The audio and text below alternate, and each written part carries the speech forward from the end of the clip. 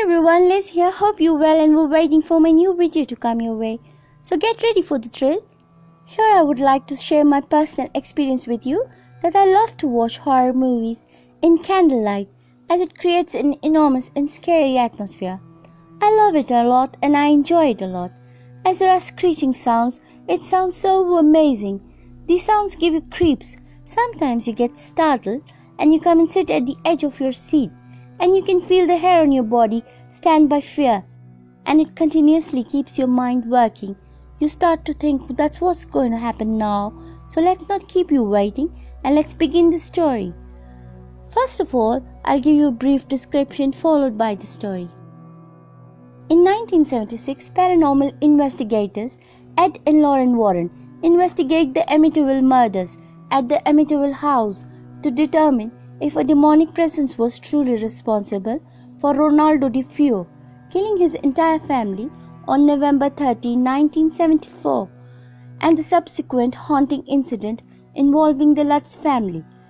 During a seance, Lauren is drawn into a vision where she hears a voice of a small boy who is calling her, who leads her to the basement, where in the mirror she sees a figure of a demon nun. It was the same picture of the person she saw once when her husband was painting, and she relieves the murders and encounters a demonic nun figure. She then witnesses Ed being impaled badly, which frightens her the most. She was taken in by the incident, so was avoiding to take paranormal cases as she could not lose her husband at any cost. But Ed convinces her for the sake of the Hudson family and tells her that maybe God has created us to help those who are struggling, so they leave for London to the Hudson residence.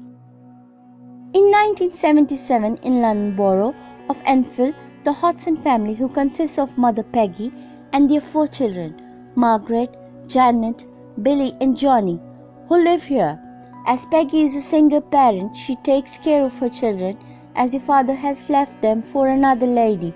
The Hudson begins to experience strange occurrences in their home after Janet, the second oldest of the 4 children, play with the Ouija board and her sister comes to play along. They call the evil spirits and ask whether their father will return or not. As the voice or the soul does not answer, all of them go to sleep. Then Janet wakes up and is surprised. She is on the ground floor near the armchair. She thinks maybe she walked in her sleep, but it was hard for her to understand. One day again, Janet was seen sleepwalking and converses in her dreams with an entity in the form of an angry elderly man who sits in the family's armchair, insisting the house is his. On the next scene, it is seen that her sister Margaret was fast asleep and someone was knocking at the door too hard. Margaret thought it was Janet who was teasing her, but it was not her. Then in another room, Billy and Janet were sitting as Billy was playing with a toy car, and side by side he was rehearsing and practicing some script for school. Then night falls and all sleep. Billy feels thirsty and goes to fetch water for himself from the kitchen. He looks out through the window. The swings were going to and fro. They were swirling high up in the air by themselves as no one was standing by.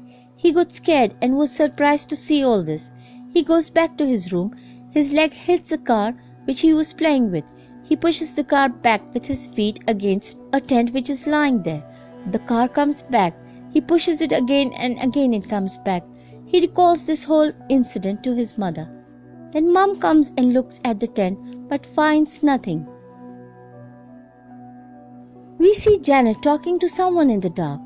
Leave Billy, and in return the voice says he will kill Billy and rest of the family, and all of you will die.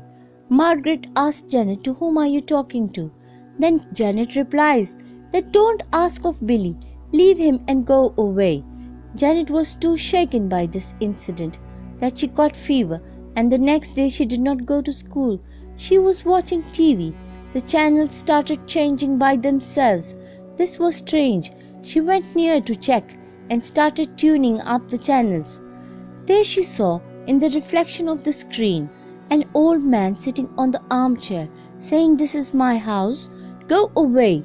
As Janet turns back, he disappears. Then on another day, Janet and sister Margaret were sleeping She hears a knock at the door. She reaches the door, but no one was there. Then she looks down near the sofa.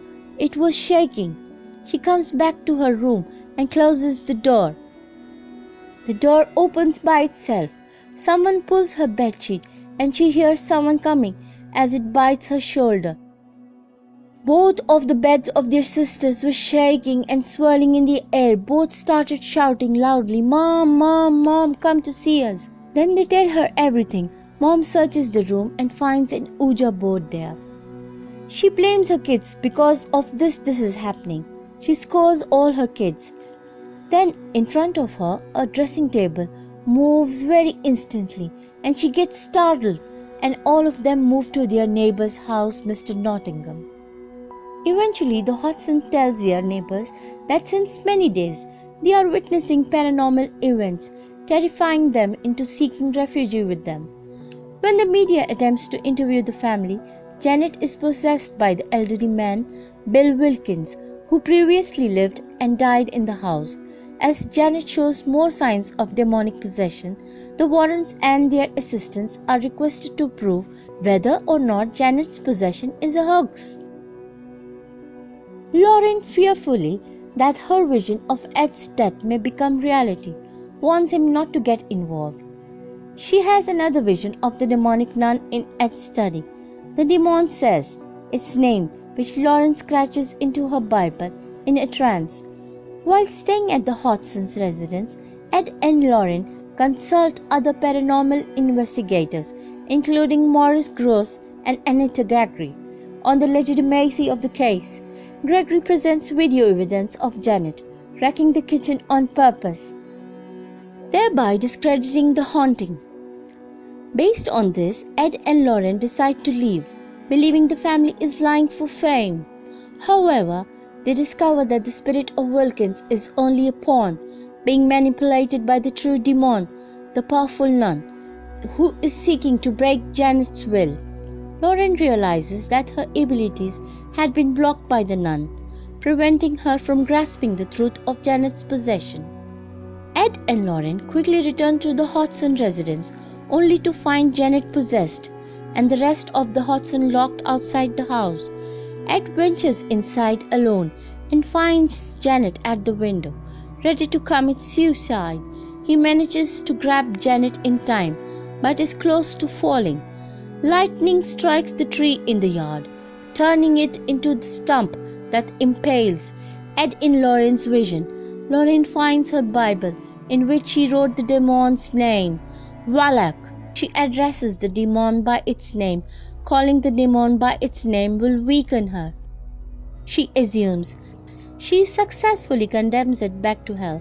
Janet is freed of its possession. Lauren pulls her and Ed to safety. After returning home, Ed adds an item to his and Lauren's collection, a haunted crooked man, zoetrope toy owned by Peggy's youngest child, placing it beside April's music box and Annabelle's doll. So that's the end of the story. Hope you enjoyed, and if you haven't yet subscribed my channel, please go for it. And please do comment and like. I really appreciate your concern. Thank you. Take care. See you soon with another video. Tata.